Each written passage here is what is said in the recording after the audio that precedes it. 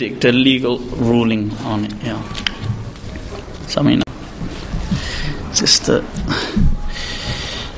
an isnad is formed based upon the credibility and trustworthiness of narrators. Why then is there scholarly division on the authenticity of hadith, e.g. benefits of reciting Surah Yasin? Some say it is not from Sunnah.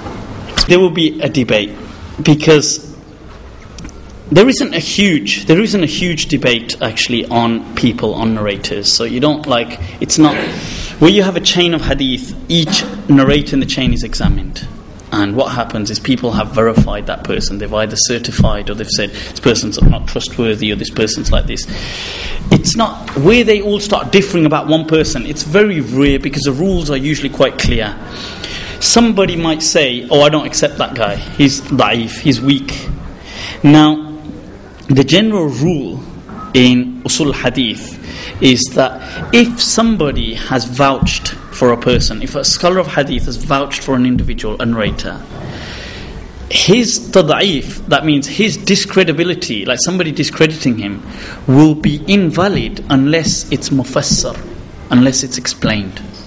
So if somebody says, like another scholar of hadith says something like let's say Dar Qutni, let's say there's a famous scholar of hadith, Yahya ibn Ma'in. So he says, oh, this person is thiqa. Thiqa means trustworthy. We can accept his chain. And along comes another scholar like Dar Qutni and says, we don't take his riwayah. Now, unless he can verify why with a reason that has to be which will be accessible, right? This jarah, they call this jarah, will be rejected. This criticism will be rejected because he has been vouched for by a scholar of hadith. Unless they clarify, imagine they said, okay, we refuse to accept his hadith because he used to narrate from these books, and in this year, his library caught fire. Or this guy, during the end of his life, he suffered from dementia and things like this, and he started to lose his memory. So if he is narrating at the end of his life, then we won't accept him. If they give a reason which is verifiable and it is accessible, which they are in most cases, then okay, you'll take the criticism into consideration. That's if he's been vouched for by a scholar of hadith, like a master of hadith. So it's very rare. You do get a one odd case where there's a difference of opinion, but it's not common at all, where you get huge types of differences about whether somebody is so authentic or so unreliable. That's very rare that you'll get something like that, inshallah. Oh, you said something about authenticity, benefits of reciting Surah Yasin. See, I explained yesterday, some people, when they fabricated hadith, they fabricated them sometimes just for their groups, just to create division. Sometimes some people had ulterior motives. Sometimes some people were just doing it for worldly gains. I said there's a popular story, some guy speaking about aubergines and just saying whoever man akal al-badhinjan, and the Prophet said whoever ate an aubergine, then he'll be saved from all diseases and this and that, just trying to sell his vegetables. And so you got people that were just doing it for a worldly gain. And then you had people that were actually doing it for religious reasons. They thought, some people said, there was one guy who said, I fabricated hadith because I felt that people were turning away from the Qur'an. And so I fabricated hadith fi fada'il al-Qur'an. Many of the ahadith regarding the fada'il, the virtues of the Qur'an, like if you read Surah Qaf, this will happen, and if you read this, not all of them, but many of them are quite weak. They're not fabricated, but they're quite weak. The reason why ulama do not criticize this so much is because we know that reading the Qur'an anyway is virtuous. We know that by consensus. So the exact details, you're going to get this much reward, you're going to get this, but we know it's rewarding, so they've not really made a fuss about it. So that's why it's not really too much of a problem in that sense. Now, yep.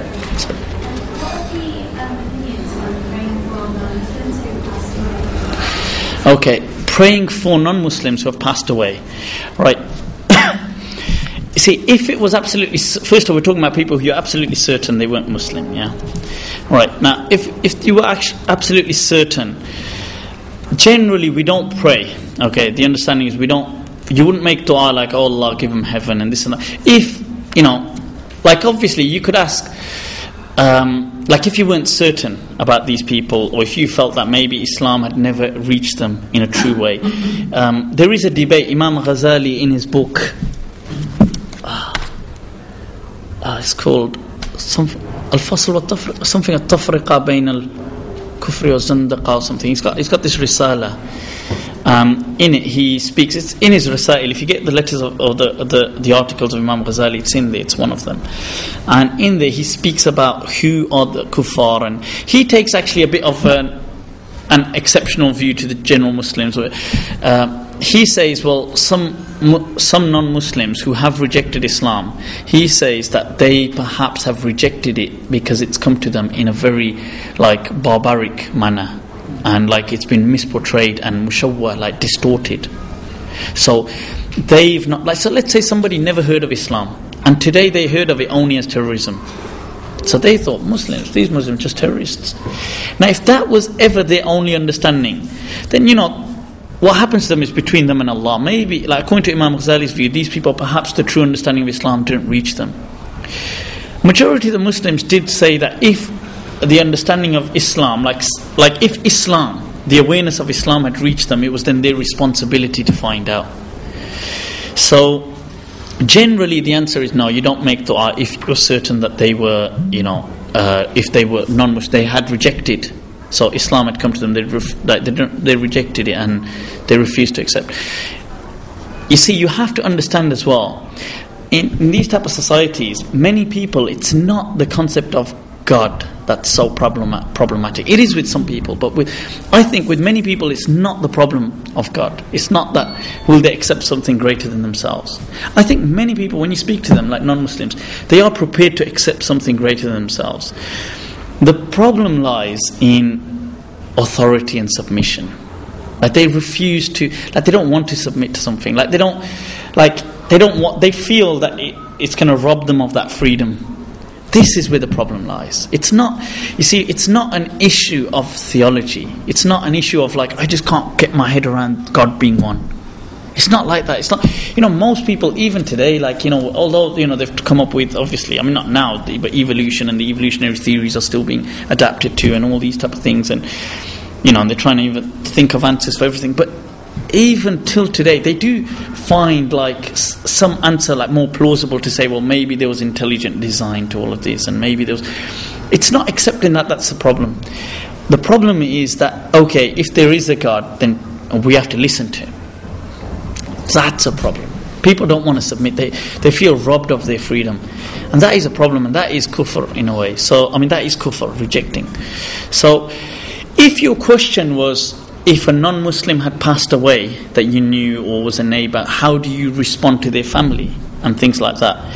That the ulama, especially the Malikiyah, have they have said that you can offer condolences, and you can you can say that and they used to say in Arabic that